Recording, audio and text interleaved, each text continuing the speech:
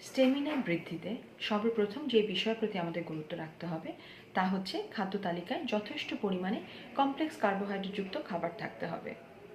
Complex কার্বোহাইড্রেটযুক্ত খাবার আমরা পেয়ে থাকি সাধারণত খোসাযুক্ত ফল, ফলের রস, লাল আটার রুটি, লাল চালের ভাত, ব্রাউন ব্রেড ইত্যাদি থেকে। এর পাশাপাশি প্রোটিন আমাদের স্টেমিনা বৃদ্ধিতে যথেষ্ট বড় একটি ভূমিকা পালন করে। ফ্যাটের থেকে প্রোটিনের মেটাবলিক রেট হাই, যার জন্য মাছ, মাংস, ডিম, দুধ, বাদাম এ ধরনের প্রোটিন জাতীয় খাবার প্রতিদিন খাদ্য তালিকায় থাকলে খুব সহজেই তা থেকে স্টেমিনা পাওয়া যেতে পারে। এর পাশাপাশি আমাদের লক্ষ্য রাখতে হবে আয়রনের অভাবেও কিন্তু স্টেমিনার ঘাটতি দেখা দেয়। এর জন্য আয়রনযুক্ত খাবার প্রতিদিন খাদ্য তালিকায় থাকা অত্যন্ত গুরুত্বপূর্ণ।